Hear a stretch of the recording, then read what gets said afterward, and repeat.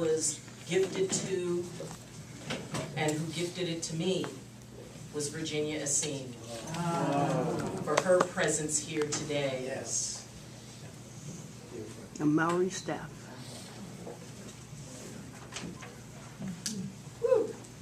So it is.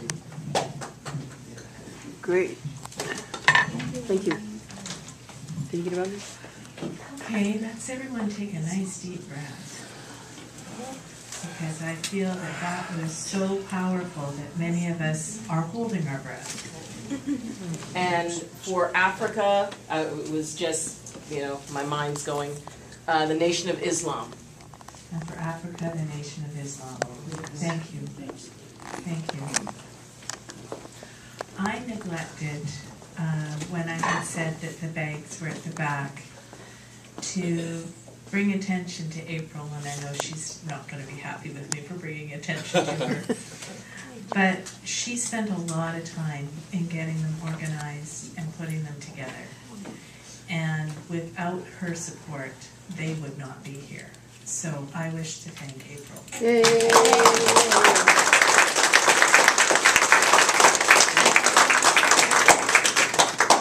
I'd just like to say for next year and the years to come, please use the bags as a way to communicate with the larger community. Send in something attached to your card that helps people remember, oh, that person sent this with the bag.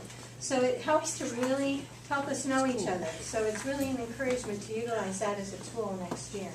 Oh, thank you. Yes. And Sean? Something I forgot, which is that the healers that are actually going to be doing healing work today include April, Glory, Jim, who's being ordained today, Yay. Patty, and myself. So just so you know who these people are, and Jim's only signed up for 2 slots. Warning. So everybody race to get Jim's 2 Everybody slots. race to get Jim. It's a race.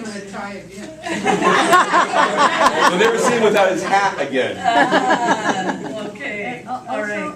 Deirdre, Yes. in the bag from CCL, there's my book and Ronnie CD, and we would gladly sign them for you if you want. So your book and Ronnie's CD are in the bags, and they would gladly be signed by either one of them. So there you are. I say, we definitely have a wonderful event today. I am going to take this moment now to pass the podium over to our president, the entire podium, well, yeah, to our Reverend Richard Jelicic, and I give every one of you permission to groan at the jokes that he is going to attempt to tell. Being his assistant for almost 7 years, they get a little old. No.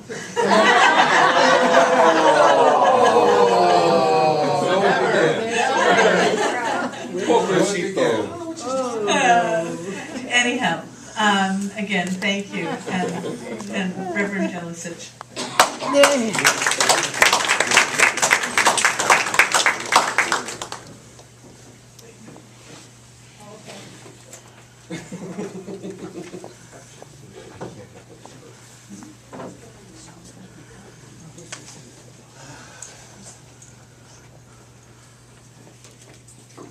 Well, that was an amazing calling in of the directions. The sages say that the only way to really know God is with a direct inner revelatory experience. And that's the path of spirituality as compared to a religion, which is adopting a set of beliefs as your own, versus the spiritual path, which is each soul looking into the truth of its own existence. And that requires faith. And in this instance, in this amazing annual membership meeting, is faith through community, which is what we as spiritualists represent. I also wanted to recognize Gaudi, because the way that I personally put it, and we have our own opinions, is that 95% of all communication is energy. That we are really, as physicists would say, just a set of oscillating atoms holding this electromagnetic bio-bodysuit together, these 60 trillion cells in this shape for 90, 100 years, whatever that is. But 95% of that is energy, and I just wanted to respect and acknowledge Dottie for, as a spirit who also has a physical presence, for holding the energy of CCL. Because as you all grow in your own spiritual journey, your own sacred path, you recognize that a lot of the you that is yourself is emanating that spiritual quality like a great light. And it takes a lot to hold that light. And sometimes, I'm sure you can all in this room agree with me, that sometimes we take on that spiritual energy, and sometimes too much. Because we're learning our boundaries, we're learning our paths. So thank you, Dottie, for all you are and all you represent. We love you, I love you so much for the energy you hold that makes CCL what it is. Thank you so much.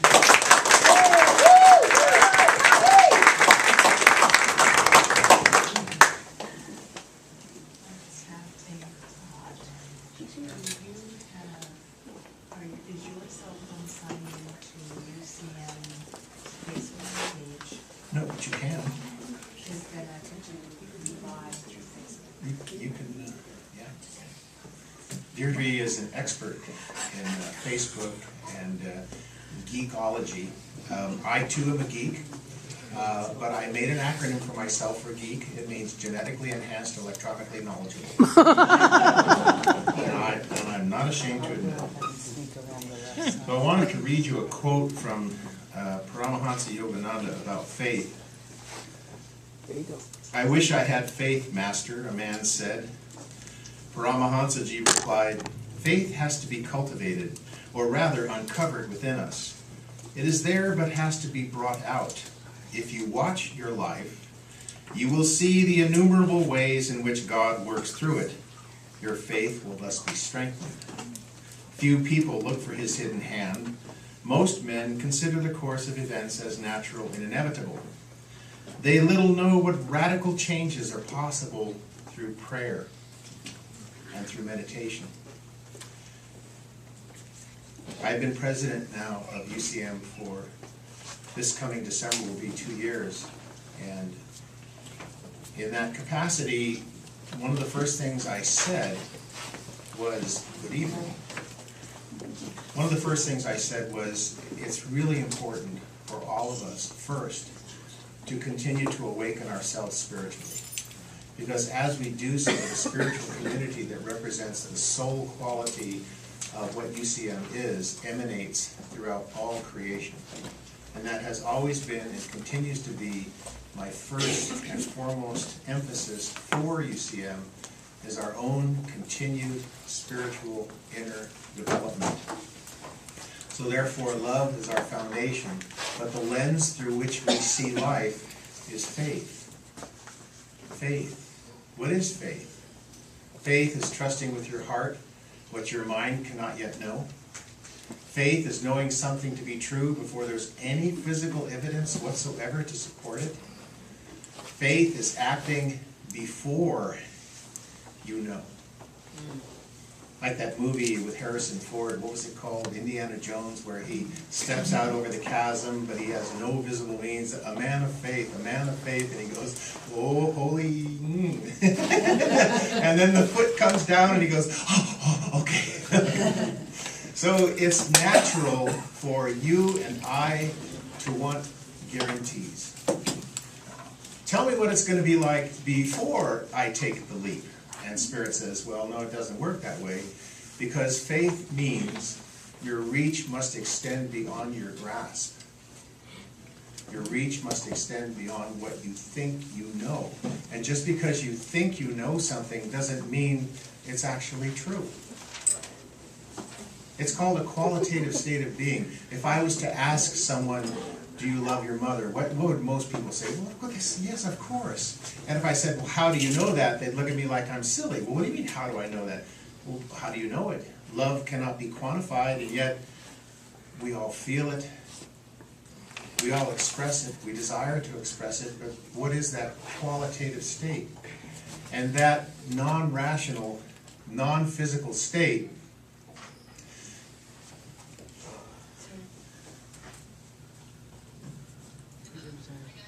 Yeah, no, she's there. that non-rational, non-physical state is mostly who we are. So sometimes we take it in the other direction, like, well, why should we use our rational mind at all? A devotee asked Yogananda, he said, well, Swamiji, shouldn't we just only meditate all the time? He says, well, no. He says, you need your mind so you can do what God sent you here to do. You need your body, you need your activity. And each one of us has a unique and specific role to play. As I said before, you know, in the next lifetime, maybe you're standing here. Maybe I'm sitting where you're sitting. Who can say? And someone might say, well, Dr. Jello says, what qualifications do you have to be president? I said, I don't know, I've never been president.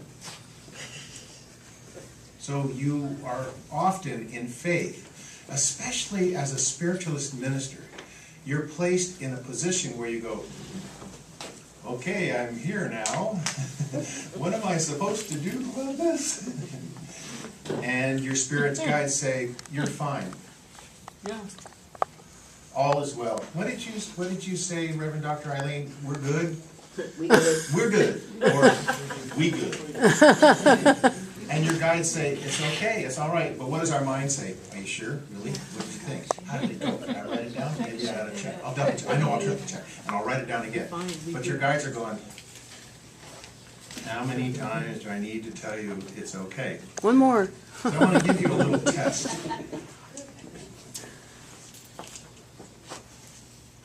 What do you see? Blue. Blue? Are you sure? It's flashing? Okay, now.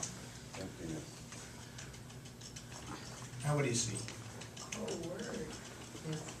A symbol.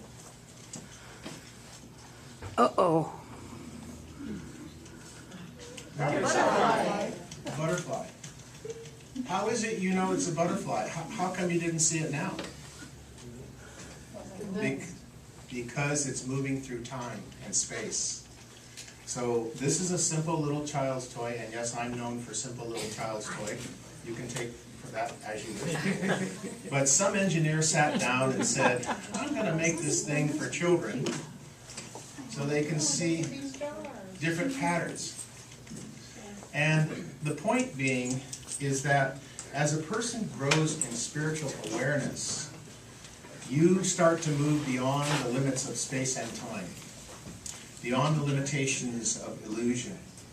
And that's why the faith is so crucial. Is this may be a simple child's toy, but we're living in an era where the mass global consciousness is in a place to create something like this, so that as it moves you go, oh, I see more. So in the same thing, when it moves in a different way, your perspective shifts entirely. Okay, years ago, I was a featured speaker on the Queen Mary for UCM in the 90s. And when I stood up to the podium, the first thing I said was, will everybody who's here please raise your hand? Well, I had a group of spiritualists, so I got about 60%. So then I said, okay, everybody take a deep breath. So everybody's going, well, everybody who's here, please raise your hand. I could get maybe 85, 90%. Because you and I spend so much time working on the spiritual path. It's a great mystery because you're already there. If you truly live in a oneness, then are you not already a part of all love, will, and wisdom? Are you not already God? Yes. So in this country, if we walk up to somebody and say, Mary, I just discovered I'm God. She go, oh, okay. But if I'm in India, let's say, and I walk up to someone and I say, I just discovered I'm God, they say, yes, yes, you get it. So we have this amazing conundrum where every one of us is a part of all things, and yet we're unique. That's a paradox. It doesn't make sense. How can that be? You're a part of all things, but you're unique. Yes, because this mind does not understand anything beyond space and time. When you are in the womb, the very first sense perception to develop is called vibration sense. That's not sound. It's about half a cycle to 500 cycles per second. You feel vibrations. You feel mother moving, talking, digestion, heartbeat, and then eventually the other sense perceptions start flooding your mind with reality. But the spirit that is you is beyond space and time, not limited to the 5 senses.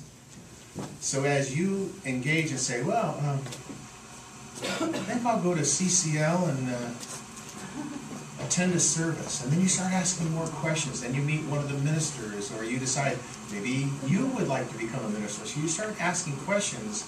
The spirit already within you has been moving, because the way it works is whatever exists in the physical dimension already exists in the astral dimension and radiates or emanates its quality into the physical dimension. So this body of mine is a result of 7 chakras, an Ida, a Pingala, and a Sushumna, and all of those energetics working together create the aura, or the biofield.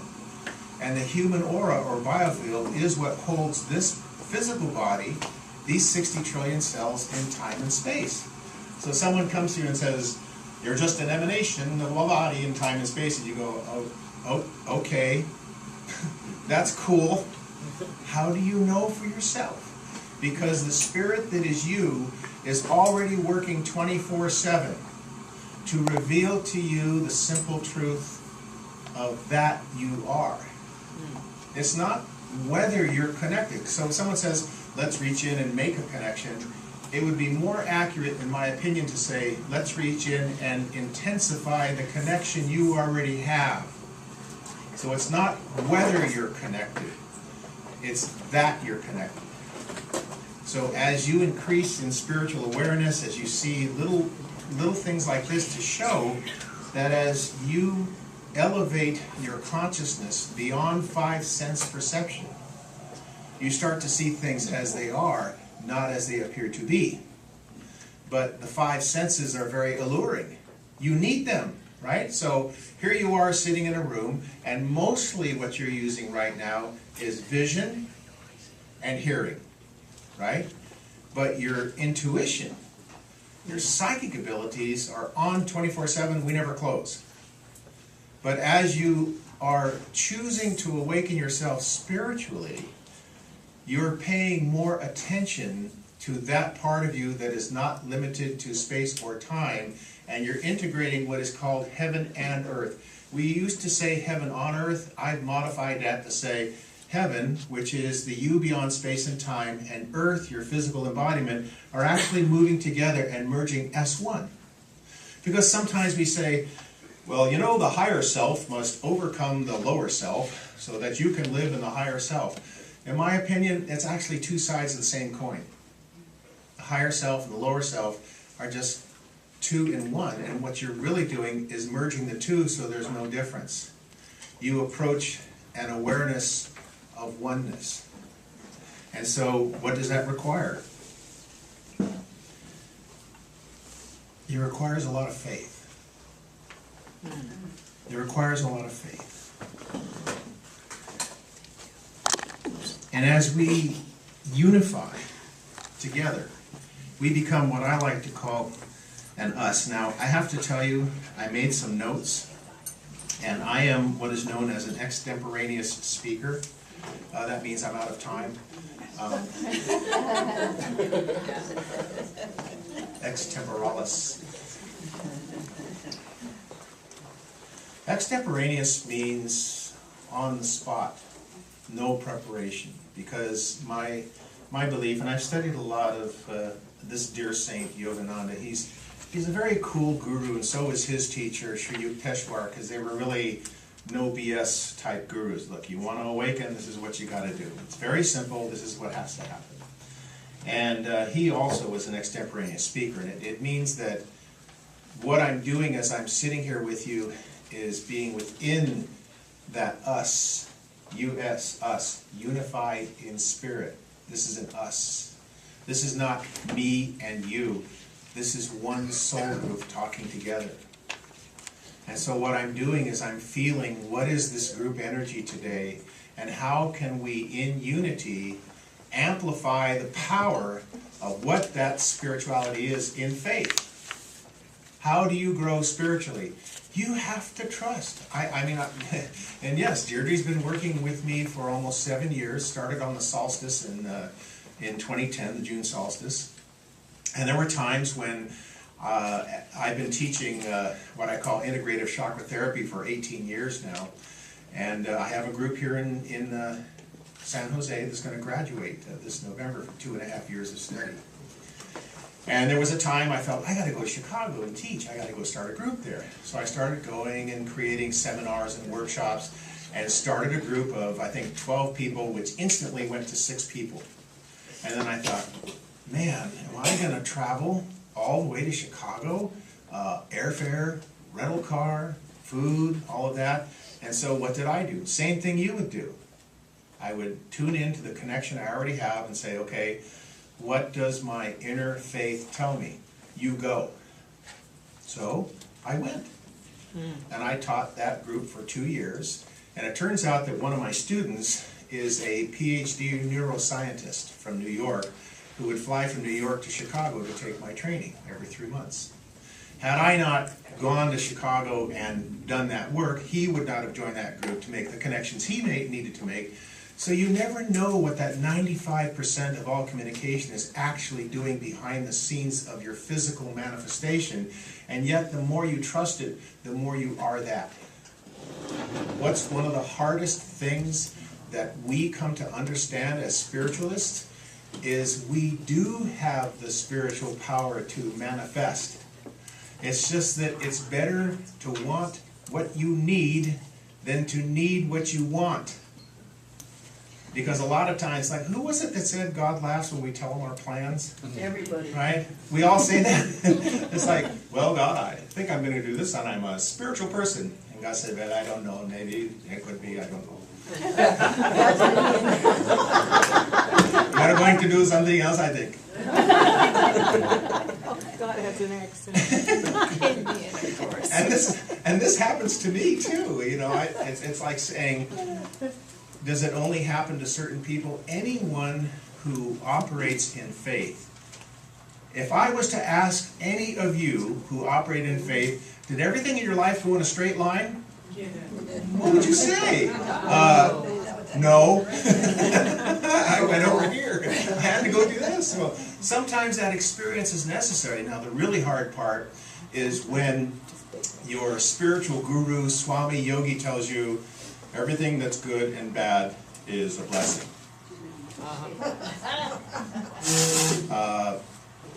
What did you say? Tell me again. And that's hard for us. It's really hard because in life we have many challenges. The thing is that the more assiduously, the more devotedly, the more focused you are in your faith, the more you shatter your challenges. But it's difficult because we want something in advance that says, challenge is coming, challenge is coming. Like Deirdre and I were joking the other day about, you know how cars have sensors on them now? You know, you back up and you get a camera, but you also get the look out deep, you know, if you get too close. And we were talking about certain types of driver alerts that you could add to your car, like, I won't say what we exactly were talking about, but it was like, look out for this type of driver, look out, look out, look out. And it would be nice to have all that information in advance, but if you did, you wouldn't learn the lesson you need to learn. In faith, your reach must extend beyond your grasp. My students, I have over 500 students and graduates in integrative chakra therapy. And they must use their chakras to assess and inventory the chakras of the person they're working on, whether it's in the room or in Europe, doesn't matter. But without faith, it's almost impossible to grow spiritually. Now, community means working together. The Maharishi effect. How many of you know what that is? Maharishi effect. Maharishi Mahesh Yogi in the 70s asked people to come to his university in Fairfield, Iowa in the 70s. 7,000 people came to meditate on world peace. The next year there was a 72% drop in violence worldwide. And the theory is that the square root of 1% of the population will affect that number in the population. So what that translates to in real numbers, if 2 people are meditating together for something, it affects 400 people. If 7,000 people are meditating together, let's say to end violence or for peace, it affects 4.9 billion people. Now, what do you think happens when a group of spiritualists in Universal Church of the Master decide to get together and have a rock and roll meditation like Sean gave last night, one of the best I've heard in years, and I've heard in many. And this man is tuned in. What do you think happened when we were unified in spirit? Do you think it was just in this room? Or do you think those subtle energy vibrations from what we were working on in harmlessness and compassion didn't go out to all creation? And when we say community, someone last night, it might have been April, very intelligently said all communities, meaning there's 5 kingdoms on this planet. The elementals, the rock people, the mineral people, the plant kingdom, the animal kingdom, the Deva kingdom, spirit of the air, spirit of the wind, spirit of the lake, and the subset, fairies, elves, gnomes, brownies, pixies, sprites, alushas, leprechauns, and the 5th kingdom, human beings. And all of that community is alive and connected. There is no disconnect. The trees talk to each other. We're putting on a plant conference in Calgary in June called Awakening to Plant Consciousness, so that people can understand that it is the spirit of the plant that makes the plant the plant. It is the spirit of the human that makes the human, and so forth. But there is this 100% solid, enduring,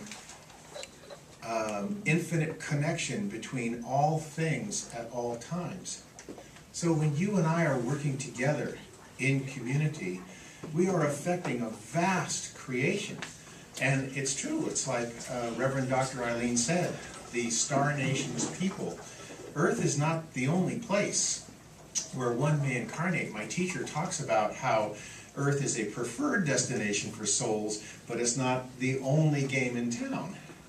And even if you look at it statistically, the satellites that have been looking at exoplanets, finding habitable planets, let me explain something to you.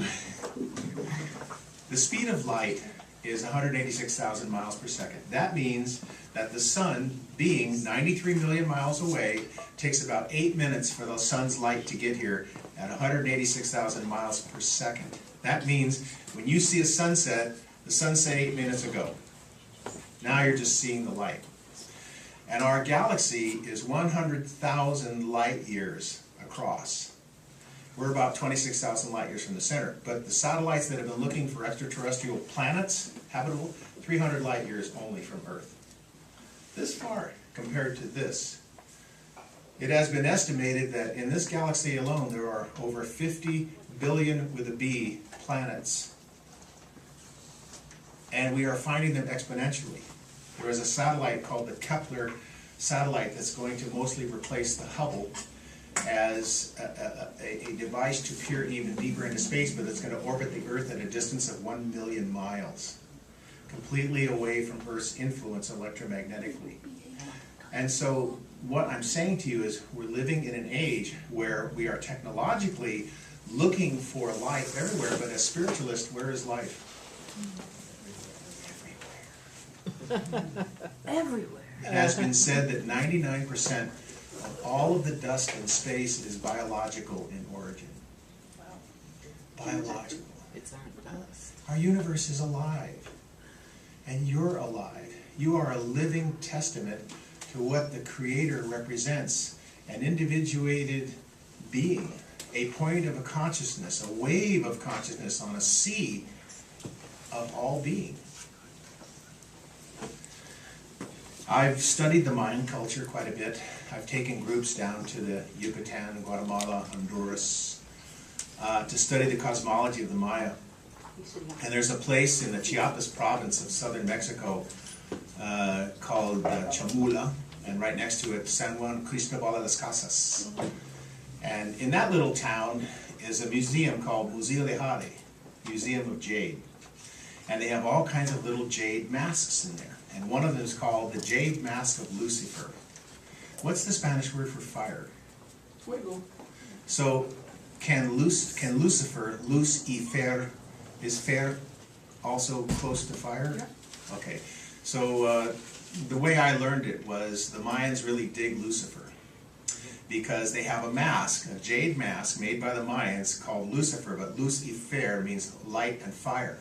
And so what they're saying is, if you as a spiritual person say, I have reached a new level of compassion, you know, I'm just in that place of total peace, then Lucifer comes along and says, okay, sure. So Monday, your best friend insults you, somebody cuts you off on the freeway, and you don't get the check you were expecting in the mail. 3 things Monday, boom, boom, boom, to see if indeed you have reached that level of compassion. So if you claim something, if you claim, I am a spiritualist minister, what do you think is going to happen? Test of faith. Test of faith. If you say, I live my life in faith, how can you teach it to others if you don't represent it? Because you will be tested to see what you choose to represent. I've been doing this thing called flower readings now, 25 years as of February, and the premise of a flower reading is each person brings a flower, puts it on the table, they don't touch the other flowers, and then I sit down not knowing who brought which flower at all. And I pick up a flower and I close my eyes and I do a reading and healing work without knowing who I'm talking to. Why would I do that? Because it teaches faith. So I put myself at risk, not knowing who I'm talking to, and say, okay, your past life was this and it represents this and this chakra's doing this. It's no problem for me. But that doesn't mean I'm good. It just means I've been working at it. This ain't my first rodeo. This ain't my first lifetime doing this work. And I heard Reverend Eileen would say the same thing. And most of you say, yep, been there, got the t-shirt.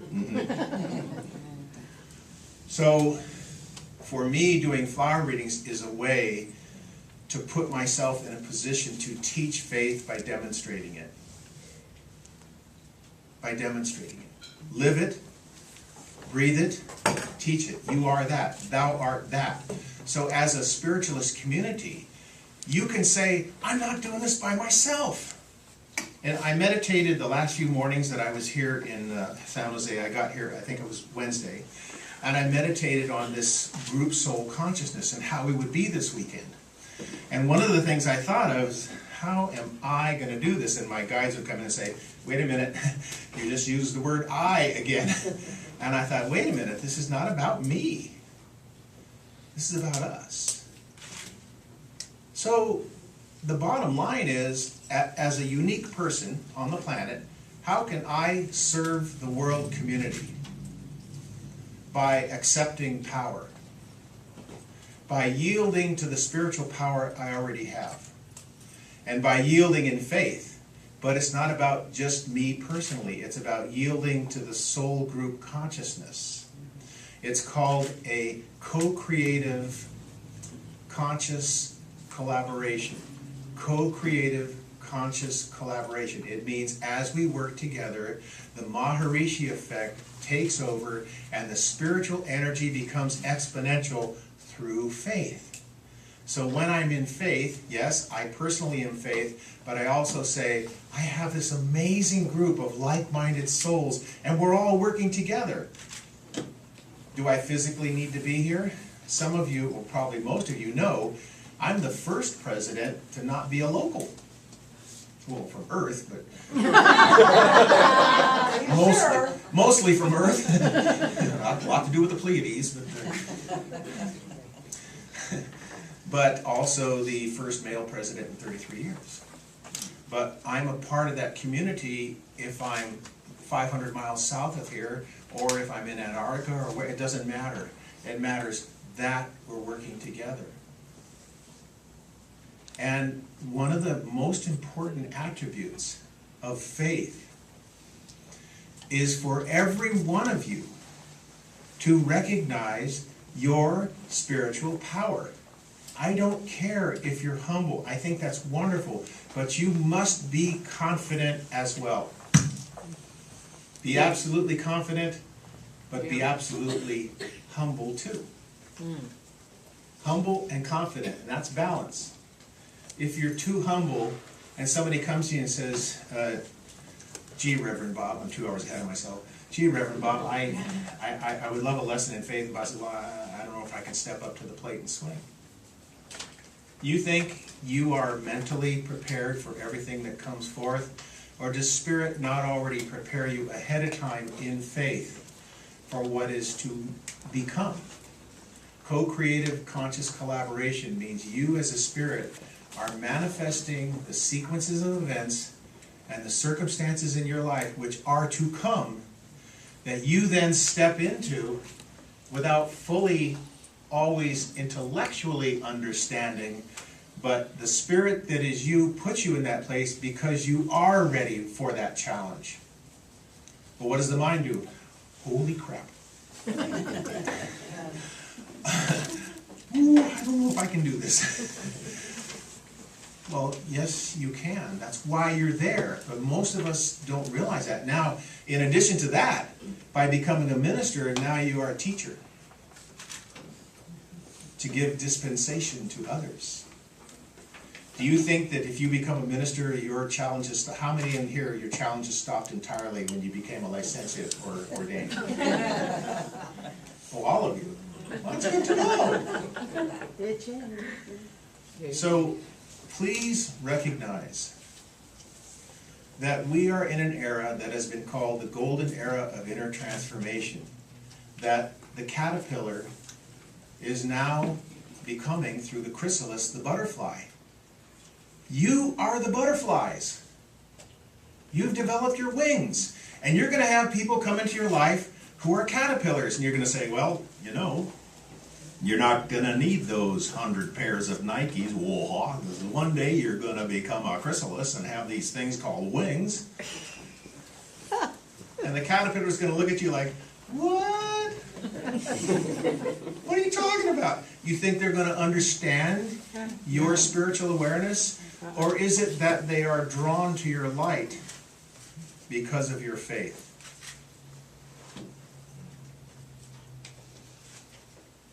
Have those people already, on a spiritual level, connected with you long before they physically met you? And they already know you have the skills to help them. You have to be the one that steps up in faith. So let's say you train to be an ophthalmologist, eye doctor. Of course you're going to attract people with foot problems, right? You become a podiatrist, a foot doctor. Well, so of course you're going to attract people with eye problems, right? No. So if you train to be a spiritualist minister, who are you going to attract? People who desire spiritual awakening. You must accept the spiritual power you already have. It's not whether you have it, it's that you have it. You are already part of a oneness, already part of all creation, already in God's heart. As you accept that role, whatever you need will be given to you. It requires surrender to what is called the feminine principle. We are going into 13,000 years of the sacred feminine. We've had 13,000 years of the sacred masculine, mind. Sacred feminine is the heart, and to live in the heart is to yield, not push. Yield to your power. Not whether you have power. Yield to your power, not push. Jesus says, behold, hey dude, standing at the door and knock. Yo, you got to get up off your intention and open the door inward to let Christos, Christ, the Christed one, the anointed one, to allow it to come forth. This is what Yogananda was talking about, and many spiritual teachers are saying that the second coming of the Christ is not the person, it is the inner Christ And what do you think you in this room represent? The Christed principle. And you took on that role because your foundation is love. And sometimes we think, I don't know if I'm up to this task. What, you think when I became president, I said, this will be great. I'm really looking forward to this. And I can remember in the board meeting when I was a trustee, and it went around the table like, gee, I wonder who we're going to ask to be president. I remember Reverend Mike Gensmer going, who do you think he pointed at? And in that moment I went, holy. My dad used to own a shipyard, so I was raised in the shipyards, and I know a lot of that language. But I thought, how can I do this? But then the Spirit said, you are doing this. And so I personally have learned that I have to continue to surrender. It's like the very first quote I gave you is to cultivate and to continue to surrender and yield to the spiritual power you already have, because you're already part of a oneness. You are not separate from what you seek. The humor is there's nothing to find because nothing's lost. There was a wonderful saint by the name of Vivekananda. Turns out this fellow was an advisor to Nikola Tesla. And he said the petals of themselves will fall away. And what he meant was, as you concentrate on your spiritual fruit, the petals of your ego will just start falling away. Fall away.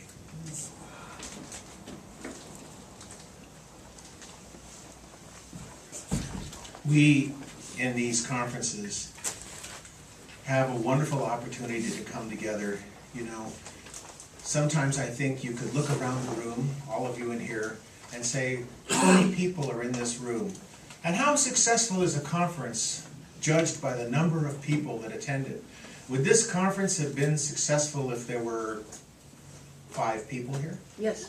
Yes. Would it have become successful if we had to rent a stadium for 100,000 people? It doesn't matter what the size is. But I promise you that UCM is universal. It is global. We are not just in one location.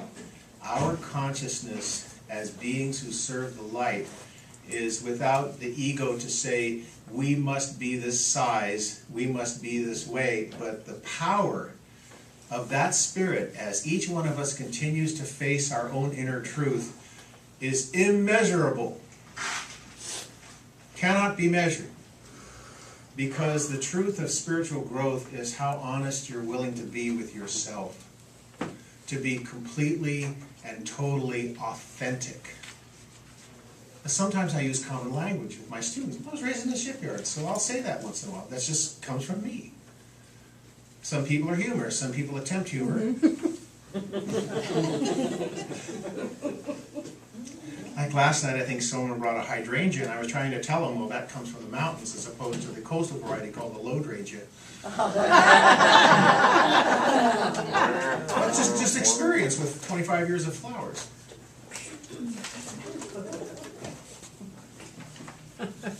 Here we are, dear. I know, I warned you. But I want to assure you that as you, as a minister, are an authentic, unique being. Look around the room, nobody looks the same. But you have a unique skill set, and you have a purpose. And nobody's purpose is greater than anyone's else. One of the worst things you can do is compare yourself to somebody. Well, I don't have that amazing humor repertoire like Dr. J has. And I'm okay with that. But you each have skills, and I am constantly in awe of what I call you wisdom keepers. I've been going through the yearly updates, the renewals, you know, where you write, here's what I've been doing from the year. I'm stunned. And I think, what dedication for service. It's not based on how much money you have or how popular you are. It's people doing what they're called to do when they're called to do it. Who can say where you'll find yourself tomorrow. You assume you're going to wake up tomorrow morning. Which breath is your most important breath? The one you're taking right now. The others don't matter. Therefore, every breath is precious. Now, I want to go back to the oneness for a moment. Okay. That was humor. I want to go back to the oneness for a moment. If you truly, truly accept that you live in a oneness, then doesn't every moment contain a drop of total consciousness? Aren't you always, always available to total consciousness because you live in it? And because matter can neither be destroyed or created, that you're as old as the universe? The yogis say it is the same mind that can be in samsara, illusion, or nirvana, enlightenment. But it's the same mind. You can choose. Yeah. You can choose. You can choose to say, oh, nobody's around to help me, I'm not going to get it. Or you can choose, you know what, I'm going to call Reverend Sean. I'm going to call Reverend April. I'm going to call Reverend Barbara, Reverend Carol, Reverend Mike, Reverend Mary. I'm going to call, I'm going to connect. I'm going to align myself to the highest frequencies, vibrations, and energies possible to overcome this illusion of separation that has caused me so much suffering. Now, if you, in this moment, tune into the spiritual energy in this room, what are you feeling? Divisiveness, separateness, or unity? What are you feeling? Who created that? You did. You must accept your spiritual power. You're living in an age that was prophesied by many cultures. I really like the Tibetans and the Mayans, although many cultures predicted this would be the era of intertransformation where the caterpillars would become the butterflies. And you guys are going to meet a lot of caterpillars. And you're going to say, you don't need those 100 pairs of Nikes, you're going to become this, and they're going to look at you, and you're going to have to explain to them what you know. So don't think you know. Live it. Breathe it. But you got to teach it. And the way you teach faith best is by being faith. Don't just talk about it and then go off and do something else, because that's being a fraud. Do any of us have any personal challenges, like I asked before? Well, no. Do we have any faults? Anybody? No, okay. I'm so glad we got past that. You have no faults? Okay. I You know? have them. I have them. Oh, you do have them? Oh! And sometimes the master will call out your faults. And it's for the purpose of relieving them. Sometimes people go into ceremony, you know, and they'll do plant medicine. The sacred peyote, the ayahuasca, the mescaline, the psilocybin. Sometimes the shaman of the tribe will do the sacred sacrament for the consciousness of the tribe. Sometimes the people in the tribe will do it themselves. But it's not the actual plant itself. It is what it represents to reveal a poison or a soreness within you that needs relieving. It is you connecting with those parts of yourself that are ready to come up because you now have the power to overcome it. When you bring up a challenge, it's not because, well, I haven't had a challenge in a while, and, oh, look, I'm due for another one.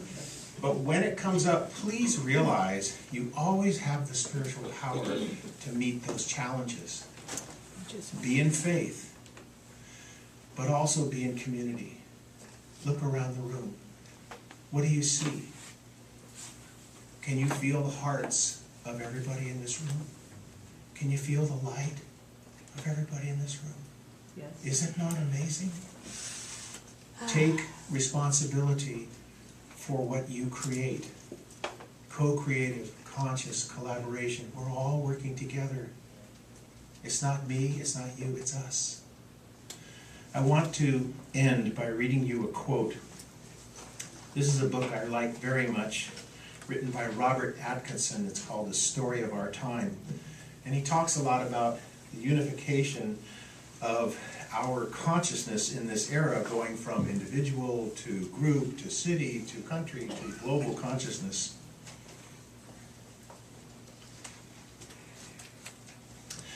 In the foreword is a quote by Desmond Tutu, and it says, "God holds out an invitation to us, an invitation to wholeness that leads to flourishing for all of us. Our planet will not survive if we cling to the verities of the past. We must recognize that we are part of one group, one family, the human family." And I take that to mean all of the 5 communities of this planet. And within the section here it says, "This is where we started as human beings. After many millennia of living in difficulty, dissension, and discord, humanity is now rediscovering a deep-seated desire to live in this world as one. A culture of oneness means living in unity within our multiplicity, honoring our diversity within our common heritage as human beings, and safeguarding our differences while recognizing we are more alike than unalike. The crisis facing humanity is ultimately spiritual. Our greatest danger is complacency, remaining entrenched in a part-focused worldview. What is required is a change of consciousness, a spiritual transformation, freeing ourselves from attachment to inherited assumptions and habits that no longer fit the need of the day. Our task in this emerging global age is reconceptualizing everything we think we know anything about, the way we see the world, the way we understand reality, the way we understand human identity, the way we relate to one another, and the earth we share, the way we approach science and religion, the way we understand the nature of conflict, the way we envision the journey of life, and perhaps most of all, the way we see the very nature and purpose of divinity. These shifts have already begun to happen, and on a global scale in both secular and sacred settings, our progress over the past century has been in fits and starts, yet many of the above timeless spiritual principles can be seen working through the social, economic, and political forces surrounding us. Our shift is global. Let us all work to remain inwardly focused and outwardly flexible as the exigencies of change are around us. Faith through community. Live it, breathe it, teach it. Thank you, everybody.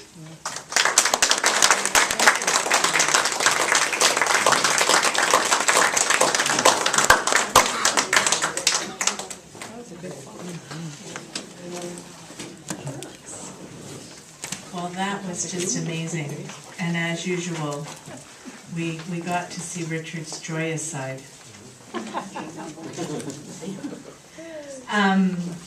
Faith through community has been our theme and our whole idea of what we visioned this conference to be about. And when we speak about living it, teaching it, or breathing it and teaching it, we're also talking, as Richard just talked about going within and really looking at who we are on an individual basis. Because the beautiful light that is shining within inside you is shining so brightly that you cannot stop but share it. So don't forget that it's not just looking out, because you already are radiating out, but really feeling and being comfortable with what you have within. So as Barbara always says, we have live it, breathe it, teach it, and eat it. Yay! So we will